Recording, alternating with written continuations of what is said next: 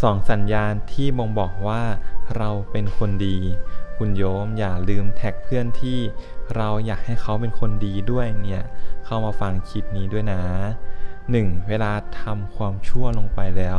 ก็รู้สึกผิดรู้สึกละอายใจที่ได้ทำ 2. มีความรู้สึกกลัวแล้วก็คิดอยู่เสมอว่า